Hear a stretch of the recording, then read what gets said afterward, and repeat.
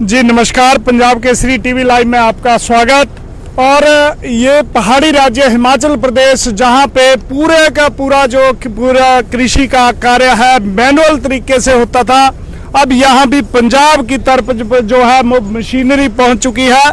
गेहूं के लिए तो कैंपेन जो है वो मशीनें आती थी, लेकिन अब जो किसानों ने महंगी जो लेबर है और जो दिहाड़ी है और लेबर जो नहीं मिल पा रहे, उसके मद्देनजर अब कैंपेन जो है उसी से धान निकलने शुरू हुए हैं। पंजाब के लिए यह नई बात नहीं है, लेकिन हिमाचल के लिए बड़ी बात है कि अब मशीनी युग आ चुका है।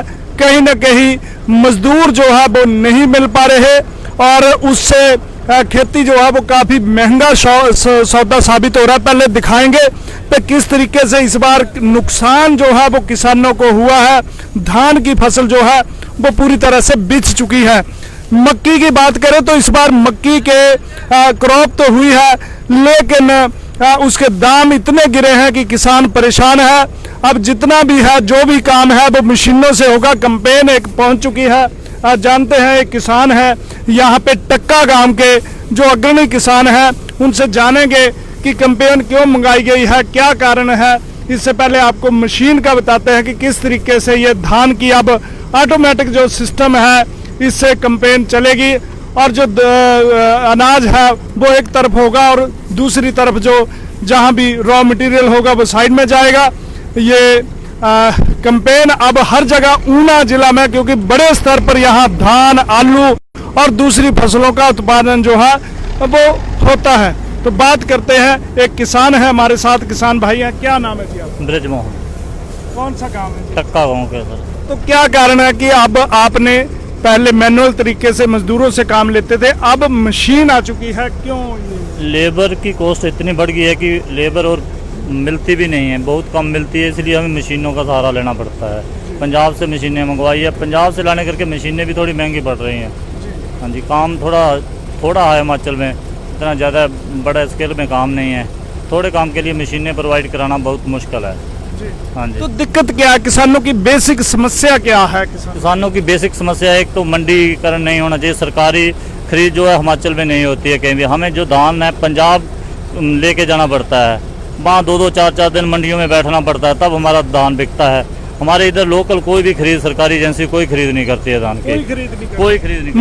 मक्की का कोई न्यूनतम समर्थन मूल्य मिल रहा है और धान का मिल रहा है कोई? मक्की का भी यही हाल है। मक्की 1000 रुपये क्विंटल बिक रही है। मक्की पैदा करने में लगभग 2000-2500 खर्चा पड़ता है मक्की का, तो मक्की बिकती भी नहीं है। वो भी पंजाब में लेके जाना पड़ता है, जहाँ कोई लोकल छोटे-मोटे व्यापारी हो लेता है घर से, बाकी पंजाब में ले जाता हो।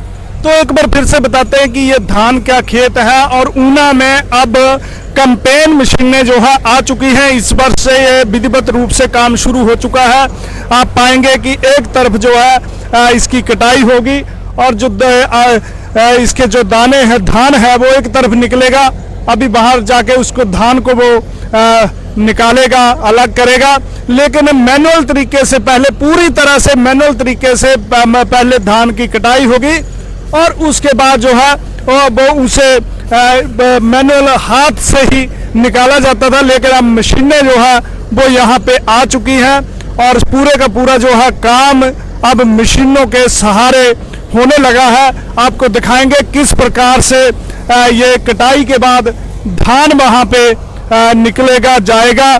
किसान को राहत तो मिली है, लेकिन दिक्कत यह है कि अभी नया काम है और खेत कुछ किसान ही जो मशीनें ला रहे हैं। ऐसे में महंगा थोड़ा सा सौदा जरूर है, लेकिन क्योंकि बिल्कुल भी मजदूर नहीं उपलब्ध हो पा रहे और मजदूर ना मिलने की वजह से पूरे का पूरा जो काम है अब मशीनों के जरिए होने लगा है।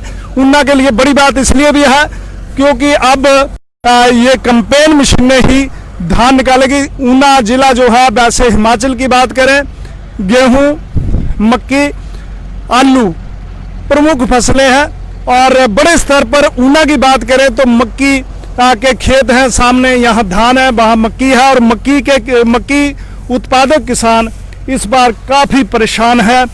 दिक्कत यह है कि जो खर्चा है वो भी पूरा नहीं हो रहा है। आज ही हमारी कृषि मंत्री श्री वीरेंद्र कंवर से बात हुई, उन्होंने भी माना कि किसान परेशान है। इसके लिए सरकार स्तर पर, मुख्यमंत्री स्तर पर मामला उठाया गया है।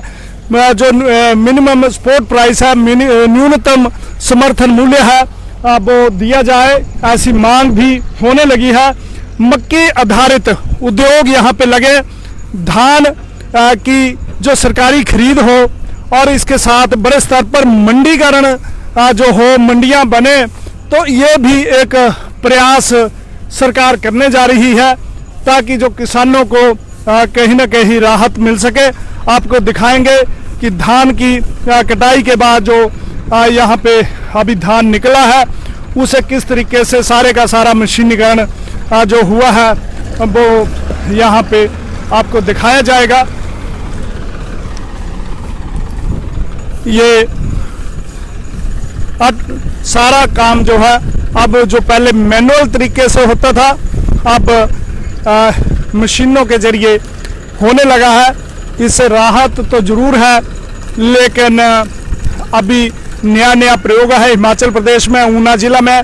ऊना जिला सबसे बड़ा अन्न उत्पादक जिले के रूप में भी माना जाता है, क्योंकि यहाँ की स्वान नदी और सहायक 73 खड्डों को चैनलाइज किया गया, उससे भूमि रिक्लेम हुई है। वहाँ पे आलू, धान और ऑफ सीजन वेजिटेबल के साथ साथ मक्की का उत्पादन भी होने लगा है। टक्का से ये सीधी तस्वीरें हैं किस प्रकार से कैंपेन ने धान की कटाई करी है और इससे धान निकाला जाएगा। हालांकि पंजाब में तो ये सामान्य प्रक्रिया है, बड़े बड़े किसान हैं, काफ़ी बड़े बड़े खेत हैं, किसानों के पास अपनी कैंपेन मशीनें हैं। लेकिन जो कि हिमाचल प्रदेश में ऐसी नहीं है, तो आप पाएंगे ये धान निकला है खेत से।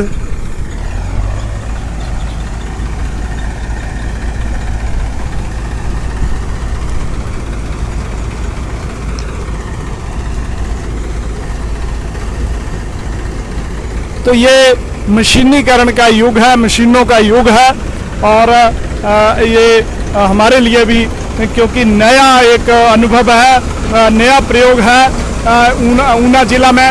इससे पहले धान की कटाई जो है पूरी तरह से मैनुअल तरीके से होती थी। अब धान निकाला गया है, खेत से आया है, और उसके बाद ट्रैक्टर में सीधा ये ट्रैक्टर जाएगा, किसान के घर जाएगा, वहाँ पे स्टोर होगा। यानी जो एक मजदूरों की समस्या है वो दूर हो रही है। महंगा जरूर है, धीरे धीरे जब बड़े स्तर पर ये जो किसान है इसे अपनाएंगे तो निश्चित रूप से कुछ जो है राहत भी मिलेगी। बात करते हैं किसानों की दिक्कत पे, क्या क्या दिक्कतें किसानों को आप मानते हैं? किसानों को अनाज की सबसे बड़ी दिक्कत है मंडी की। कोई गवर्नमेंट सरकारी खरीद ऊना में नहीं है, हिमाचल में कहीं भी नहीं है, पंजाब में लेके जाना पड़ता है। सबसे बड़ी दिक्कत तो ये है हमें पहले। दूसरी, इस बार सूखे की मार बहुत बड़ी है।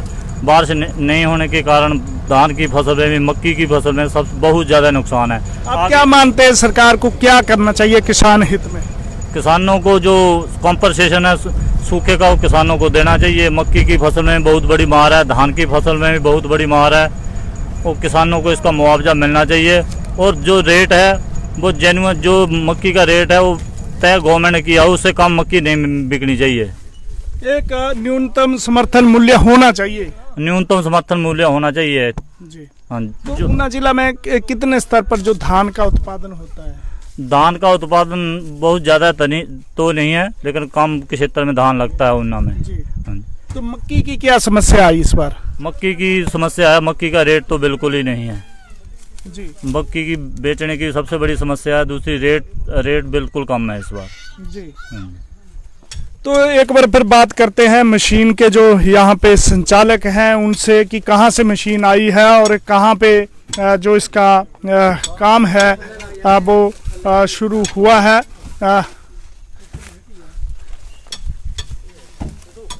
ये आप बताएंगे जी, जो मशीन है ये तो ऊना में कितने किसान जो है वो अभी अपनाने लगे इसको? 150 जिम्मेदार तो हुए लगे हैं मतलब। गेहूं को तो ज्यादा है। ये पंजाब से लाई है हाँ, मशीन? पंजाब से। पंजाब से। हाँ जी, हाँ जी। तो इसका क्या आपको ज्यादा खर्चा पड़ रहा है कम कम पड़ता है। जी लेबर से काफी फायदा। लेबर से ज्यादा फायदा है। हाँ जी, हाँ जी, लेबर तो बहुत महंगी है जी। तो पहले की बात करें तो धान की जो निकालने की एक प्रक्रिया थी उसका भी एक आपको एग्जाम्पल यहाँ पे बताते हैं किस तरीके से इस तरीके से धान जो है वो पहले निकाला जाता था।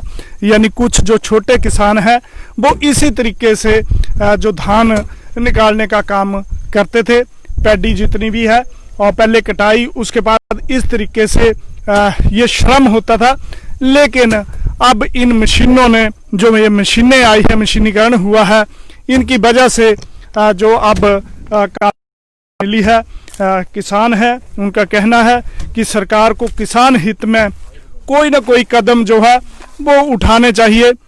वो इसलिए उठाने चाहिए क्योंकि किसान मेहनत करता है, उसके बाद ना तो उसे उचित मूल्य मिल पाता है, मौसम की मार है, कई प्रकार की जो दिक्कतें हैं वो किसानों के सामने है। हालांकि नए कृषि विधेयक में जो सरकार का दावा है कि किसानों को बड़ी राहत मिलेगी, कब मिलेगी ये देखना होगा। लेकिन इस समय हिमाचल का किसान इसलिए परेशान है कि मक्की के दाम पूरे नहीं मिल पा रहे। धान और गेहूं सहित आलू दूसरी फसलें हैं जिन पर उचित समर्थन मूल्य जो है वो मिलना चाहिए। पंजाब केसरी टीवी के लिए गांव टक्का से अपने सहयोगी मनोहर लाल और कैमरा पर्सन विनोद कुमार के साथ मैं सुरेंद्र शर्मा।